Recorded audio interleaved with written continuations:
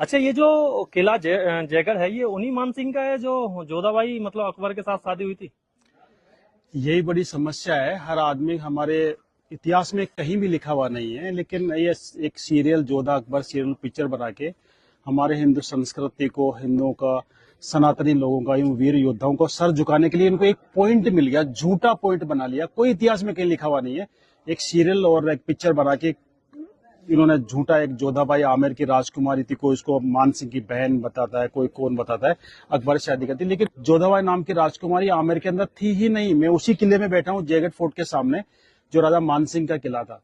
और राजा मानसिंह 400 साल बाद अपने हिंदुस्तान की हर बहन बेटियों को, जो अफगानियों ने उठा के ले गए थे यहाँ पे, और 400 साल तक उनको लूटा था, उनकी अक्सर असमत लूटी थी, उसका बदला लेने के लिए 400 साल बाद अफगानिस्तान जाके वहां पे भयंकर गदर मचा सकता है और वहां पे इतना खौफ पैदा कर सकता है कि आज भी वहां पे बच्चा भी रोता है, कहते हैं चुप हो जा, नहीं मान सिंह आ जाएगा। कहावत है, मात सुनावे बाल का मान सिंह रणगात, भूलो नहीं काबुल आज भी वो खांडो वो हाथ।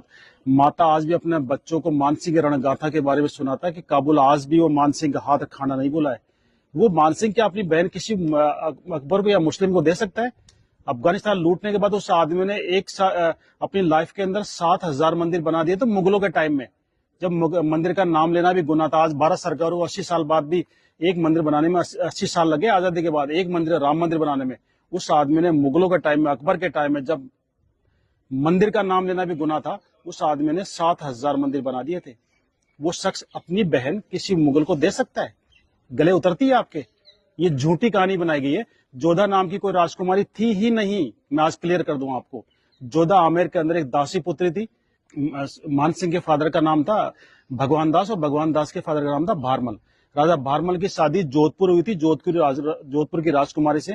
उनके साथ जो दासी आई थी वो पर्शियन थी, ईरानी मुसलमान थी, वो शिया मुसलमान थी, पर्शियन थी। उसकी दासी की लड़की, दासी जो डिलीवरी पीरियड में खत्म हो गई थी, उसकी बच्ची, जिसको आमेर की रानी ने, भारमल की वाइफ ने पाल पोस के बड़ा किया, बच्ची की तरह रख के उसको दूध पिला के बड़ा किया। उसकी शादी, क्योंकि वो मुस्लिम थी इसलिए उसका धर्म खराब नहीं हो, इसलिए उसको बेटी के बराबर पाल के उसकी शादी अकबर जैसे बादशाह से करके अपना धर्म निभाया था कि किसी मुस्लिम की शादी हिंदू से नहीं करूं। और लोगों ने उसको कहानी बना दी कि सब जो मान सिंह की सिस्टर थी, मान सिंह की बुआ थी, अकबर से शादी कर दी। मान सिंह जैसा तो योद्धा ही नहीं था। अगर मान सिंह नहीं था उस समय सनातन ही खत्म हो जाता। आज हर मंदिर के ऊपर आपको पचरंगा झंडा नजर आता है। पता है पचरंगा झंडा क्यों लगाते हैं? अफगानिस्तान के 5 कबीलों को जो हराया था, 5 टुकड़ों में डिवाइड था अफगानिस्तान, काबुल, कंधार, बलख, गजनी और तजार। खूंखार कबीले थे। दुनिया की कोई सेना वहां पे गई लेकिन जिंदा वापस नहीं आई थी। उस अफगानिस्तान को मान सिंह ने एक युद्ध में पूरे कंट्री को परास्त कर दिया था। 5 के झंडे छीने, उनको 5 के मिलाए, उस विजय की याद में अपना पचरंगा झंडा रखा था। उससे पहले अफगानियों ने यह हालत कर दी थी हिंदुस्तान की। हरिद्वार जाते, हरिद्वार में जितने भी पंडित थे सारे पंडितों को मार दिया था, सारे पूजा वहां पे बंद हो गई थी।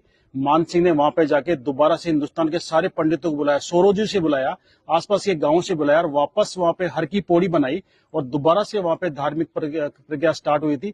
हिंदुस्तान के हर कोने से पंडित गए थे। राजा मान सिंह को धर्म रक्षक माना था और उनके पचरंगे झंडे को मिला के, 5 कलर को मिला के आगे से तीखा करके उसको धर्म ध्वजा का रूप दिया था। आज हर मंदिर के ऊपर 5 कलर का झंडा क्यों मिलता है? ये राजा मानसिंह ने अफगानिस्तान को हराया था, उसी झंडे को धर्म ध्वजा का रूप दिया और राजा मानसिंह को धर्म रक्षक की उपाधि दी। सारे हिंदुस्तान के सब पंडितों ने धर्म बचाया अगर किसी ने तो राजा मानसिंह ने। हमें बदनाम किया जाता है, मानसिंह को बदनाम किया जाता है कि मानसिंह राणा प्रताप का साथ देते, हिंदुस्तान का इतिहास ही अलग होता। मैं बता दूं, अगर माना प्रताप के साथ अगर मानसिंह मिल जाते, उसमें हिंदुस्तान का साउथ पार्ट पूरे अफगानों के अंडर में था और उनको हराना बड़ा मुश्किल था। और उधर से मुगल और आ गए थे। मुगलों के पास वो हथियार थे, तोपे बंदूकें, जो इंडियन के पास किसी के पास नहीं थी। अगर मानसिंह राणा प्रताप से मिलते तो मुगल और पठान मिल जाते, हिंदुस्तान से नामो निशान मिटा देते हिंदुओं का और सनातन का।